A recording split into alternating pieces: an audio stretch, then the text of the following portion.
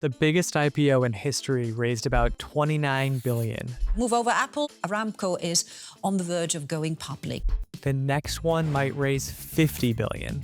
It's not some random company. It could be SpaceX. And liftoff. But SpaceX isn't the only one waiting in line. You've got OpenAI, Anthropic, Databricks, Canva, all massive companies that could go public in just the next few years. So the real question isn't just who goes public and how big it is. It's about who goes first. Kyle, I take your 50 billion and I triple it. I think the next IPO is going to be 100 billion to 150 billion. When one of these companies finally pulls the trigger, it could completely reset the IPO market because the scale of these businesses, their capital intensity is something we've never seen before.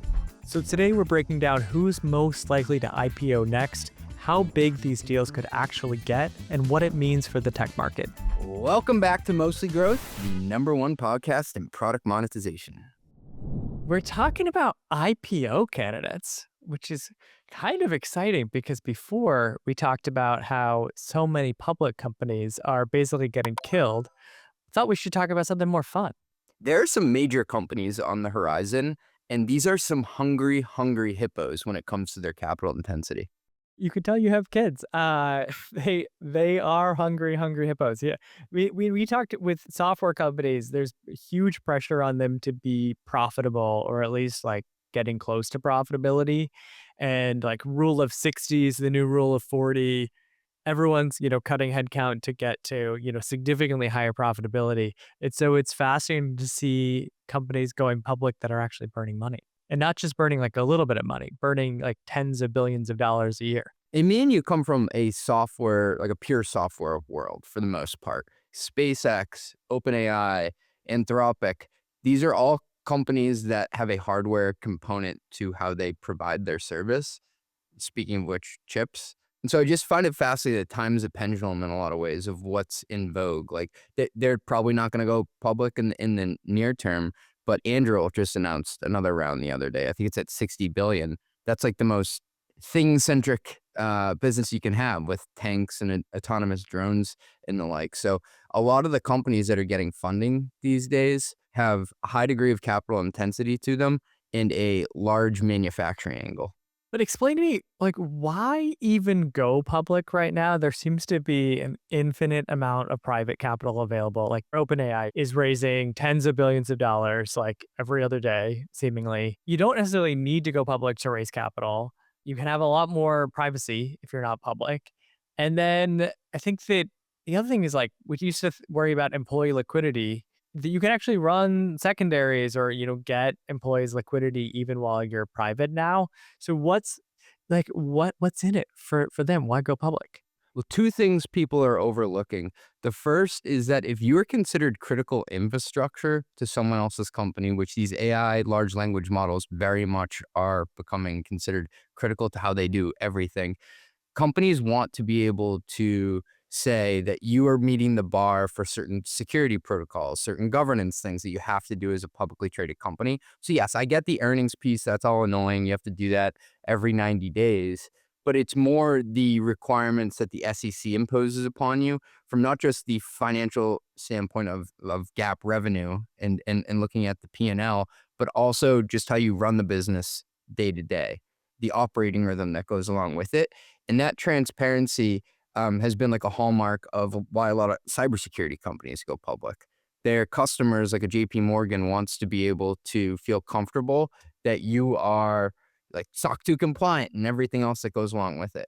By the way, do you know the average company spends $110,000 on printing papers for the IPO process? That's like impossible for me to even fathom. But the other reason is just access to capital markets. So yes, it does feel like the private capital is infinite just because we've never seen rounds like this. OpenAI now has the two largest private rounds of all time. They did a 50 billion. They're finishing a $110 billion raise in the private markets.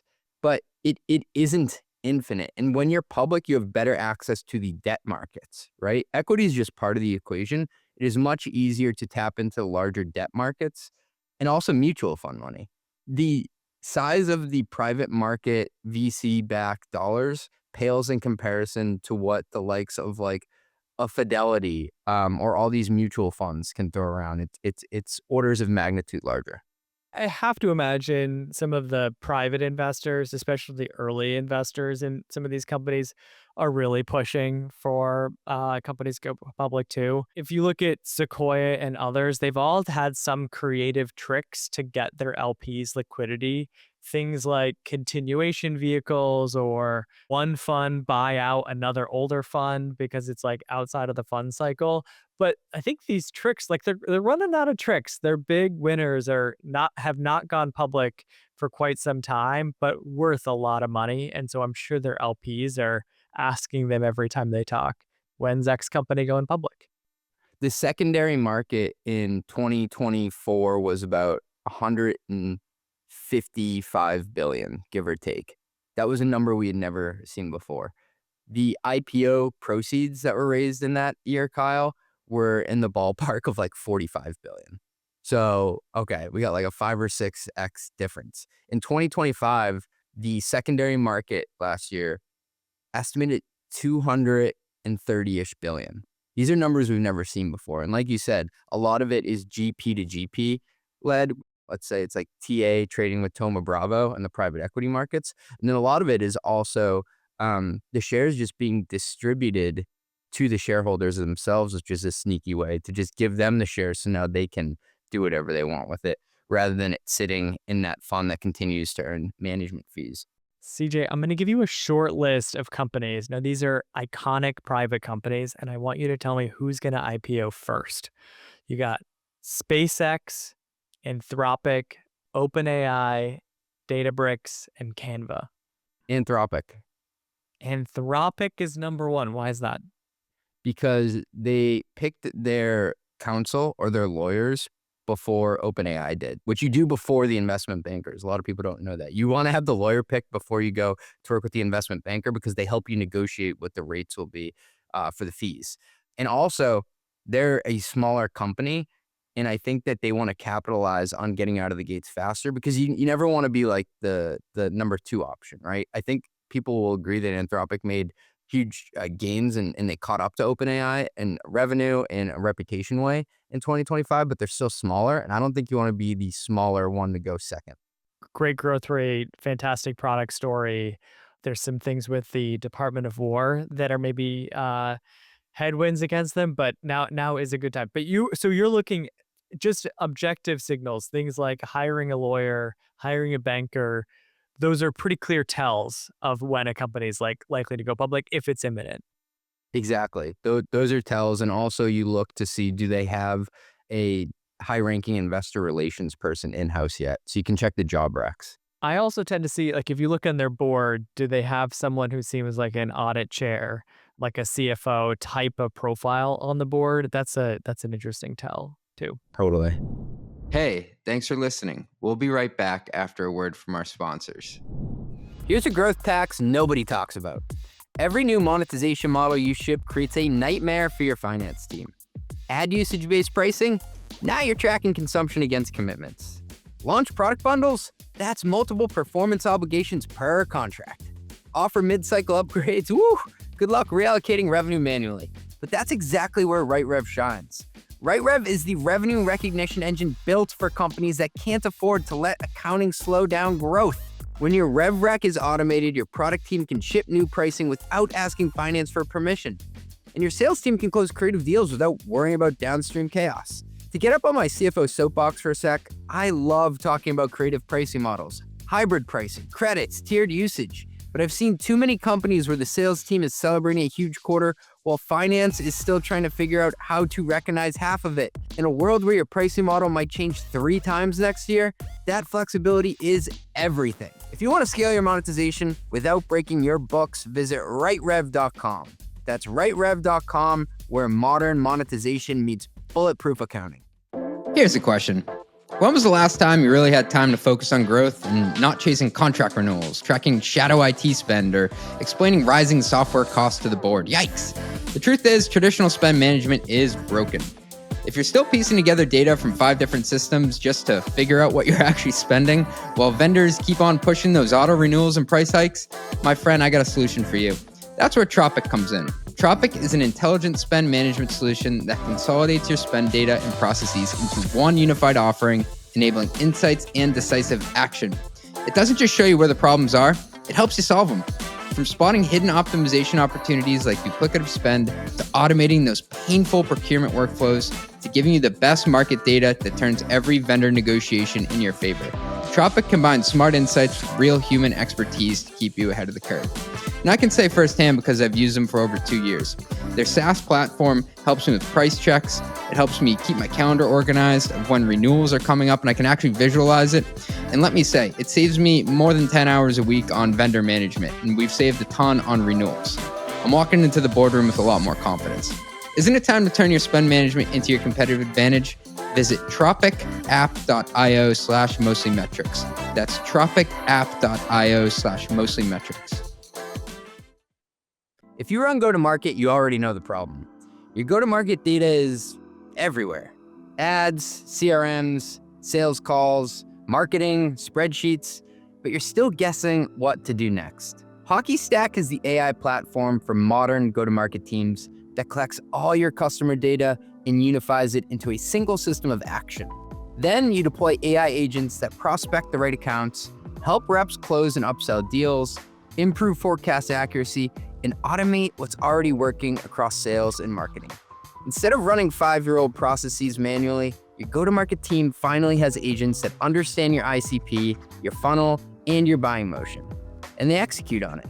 That's why teams like RingCentral, Outreach, ActiveCampaign, and even Fortune 100 companies rely on HockeyStack to cut through the noise, eliminate wasted spend, and make better go-to-market decisions faster. That's HockeyStack, the AI platform that helps go-to-market teams make space to think and win. How much would they spend on an investment bank alone to take them public?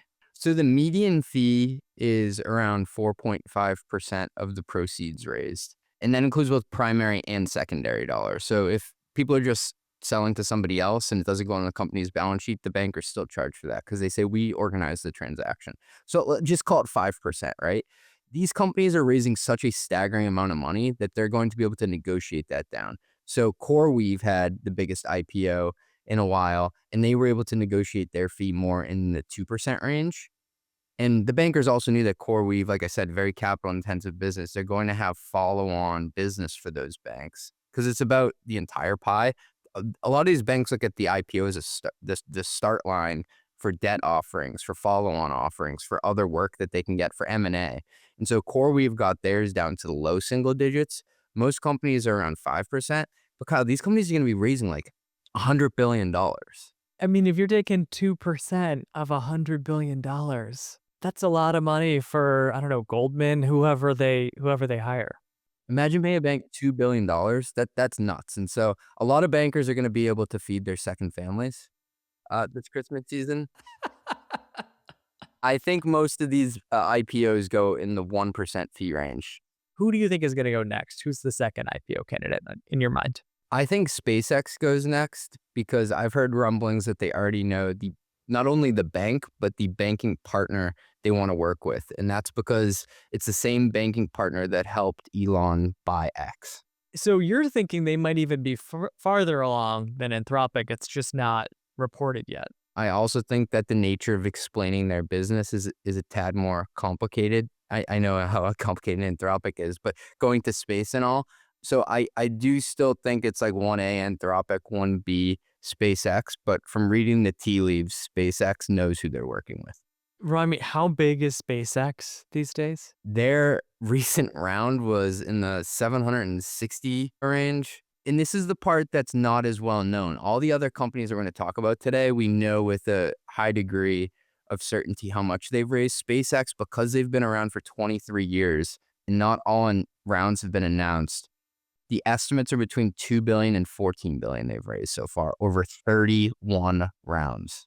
That's a pretty wide range, but either way, the valuation of the company compared to how much they've raised is quite impressive, especially for a company that you'd think of as being a pretty capital intensive company. I mean, that's a pretty great comparison. I mean, I've known companies that, let's say they've raised 100 million and then their valuation is like 300 million. Like there's not a ton of upside, right, on those companies. That valuation is many, many times over what the capital raised is. And you make a point that's worth staying on for a second, that it's all relative. The dilution there isn't as mind-blowing as you would think because their valuation at IPO, Kyle, could be $1.5 trillion. Anthropic number one, SpaceX number two. Who is number three? I think it's OpenAI. I just think that they are incinerating money faster than any of the other companies we've mentioned. They also need to get some of their shit together throughout this year to work on their story after I think Anthropic kind of won the day. I think the previous 2 years, it was all about OpenAI and, oh, Anthropic's kind of, oh, that's so cute. And then, so it's kind of like the score's like 2-1 over the last 3 years. So I think OpenAI, if they can prove through this year that they keep beating their plan, and that they are the resounding number one in the consumer space and potentially number one in the B2B space, if they can get that story right, and to prove that ads are ripping. This is the bigger part of my thesis. They need to show that the revenue forecast is somewhat believable, and a lot of it hinges on an ad product that is like a month old. So you need a little bit more runway to get that out before I think you can IPO. I would have thought OpenAI would be fourth or fifth on this list because like when you go public, you want to have this sort of beat and raise mindset. You want to have like clear predictability. You also want to have a really great story for the public market. And there seems to be a lot of uncertainty here. They're going after many different verticals and product lines, some of which are quite early and are unproven. And I'd rather have some history of them working to be able to have that public story. You look at a Databricks, on the other hand, that feels like, hey, their performance is solid. This is kind of a known entity given Snowflake is already out in the public market. Like, why didn't you put Databricks ahead of OpenAI? I did not put Databricks ahead of OpenAI because they've ran out of letters in the alphabet. I think they're on what, Series L? Yeah. Okay. Series L. They're not out of letters. I actually spent 10 minutes trying to find what company had gone the furthest in letters in private company series. Do you have any guesses? I don't know. Palantir? Yeah, it's Palantir. They got to M, but they raised way less money. And so the difference is Palantir raised $2.5 billion across 11 lettered rounds over 17 years. Databricks got to L in 12 years, but raised $15 billion. So quite a bit more. What would hold Databricks back? Is it that they don't need to? There's more private capital available, or is it that the public market wouldn't value them the same way the private markets would? So they need to grow into their valuation. My reasoning here is they see what's happening to Snowflake and they're trading now below 10x forward revenue. Last quarter is a cool inflection point. They passed Snowflake in revenue finally. But if you look at what they're being valued at in the private markets, they're trading at way more than 10x forward revenue. They're trading at, I don't even know what it is, but it's at least twice that. They look at their closest comp and they're like, so we would have to take what? A haircut to 30, 40, 50% in valuation? Yes, they're ready. And they actually tweeted too that they have GAAP audited financials the SEC would bless for an IPO. Like, you don't go to those lengths to get like SEC approved financials if you're not thinking about it, at least. So it is worth a discussion, but I just can't make the valuation math work of why you would ever want to catalyze a lower number than what you have now. Yeah, so you think they're likely fairly ready to IPO, but they have to wait until the market is ready from either a valuation standpoint or just enough time elapses where their revenue is at a certain point. The final one on our list is Canva. They've had so many opportunities at this point. So it's more just like, I don't even know if they want to. It's the same thing as if you brought up Stripe. I don't even think we put that on the list because at this point, it's kind of like, shit or get off the pot. Same thing with Canva here. I just don't understand their motivation at this point of why they would want to do it. Well, is this another case where maybe the public market would not value them the same way that private markets have valued them? Yeah, and I also think that there's a bit of a scare with what's going on in AI, and we talked about it with Figma. And if you look at their stock price over time and you use that as somewhat of a comp, I know that they do different things, but hey, they're both in the world of design that's enhanced by AI. If you're an application B2B, also B2C consumer facing company, I'd be a little bit scared going right now, more so than these other companies. And given that they're not nearly as capital intensive, they're a pure software play as these other ones. That's why I have them ranked last, but curious to get your thought. Canva feels to me like a software company that it's layering in AI versus an AI native company. I don't personally use the AI native features that much when I use Canva, but they probably need a story to the market of being an AI native company and the growth rate that comes with that. And if you're trying to build that out, you'd probably rather just do it in private. Gives you more ability to just focus on execution. 100%. And I know also like Monday.com is not a direct comp to them, but it is serving similar audiences in a lot of ways. They're trading at like 2x forward revenue. Like they've taken a haircut of 25% of what they were valued at a year ago. That's not a fun pool to be swimming in right now if I was Canva. The Google AI overview says a 4 billion annualized run rate in early 2026. But that would mean, I mean, their last valuation seems to be around 40 billion. But if they're only going to get valued in the public market at 2x forward revenue, that's maybe 10 billion forward, like versus 40. So, like, we're not talking about close valuations here. We're talking about like a 4x difference potentially. What is the deal with Stripe? They're so big at this point. They're also so critical to the economy. I mean, I don't even want to imagine what percent of like GDP runs through Stripe. You don't have to wonder, Kyle. It's on their homepage. It's 1.6% of global GDP.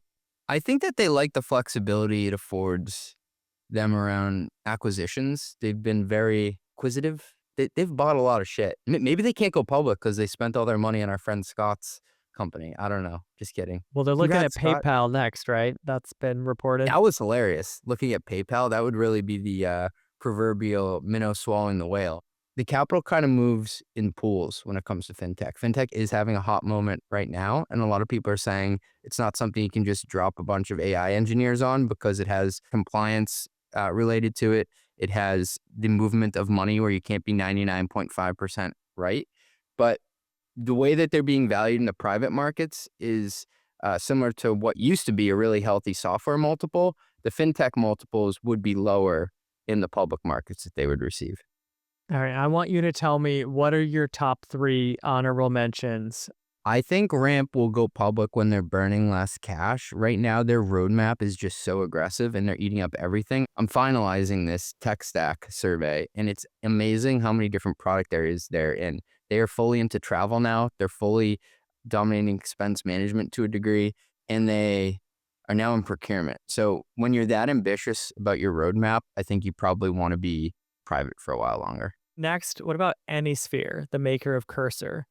They reportedly hit 2 billion in ARR in February 2026, up from a billion November 2025. Hot AI company, could be kind of that Anthropic story of get in before the big players get in. They wouldn't be on it. They don't even have a CFO yet. I'm not kidding. 2 billion in revenue, no CFO. Shout out to the team over there because I know they must be working hard. But yeah, they haven't hired a CFO yet, and they just keep ripping. They keep keeping on. All right, I'm going to give you one last one. Plaid. Well, you should tune into my podcast when I interview the CFO after their recent fundraise on Run the Numbers. I think they're an excellent candidate because they're now multi-product, and they have true network effects, which are very hard to disrupt purely using AI. I'm going to ask you again next month. I have a potential wild card. Liquid Death. The water company? Yeah. Do you know what the margins on water are? Infinite? Yeah, it's an excellent business to be in. From what I hear, they're growing incredibly fast. They're approaching 500 million in revenue. 500 million sounds kind of lame relative to SpaceX, but as long as you're excited about it. People on the moon got to stay hydrated, Kyle. Mostly Growth is a Mostly Media production. Executive produced by Ben Hillman. That's me. Additional production by Steve Sarasoli. Nothing said on this podcast is intended to be business or investment advice. It's the sole opinion of CJ, Kyle, and Ben. Just some guys who love talking growth. Mostly. If you like this podcast, hit subscribe and give us 5 stars. It only takes like 2 seconds and our algorithm overlords love it. Drink water, call your mom, and have a great day.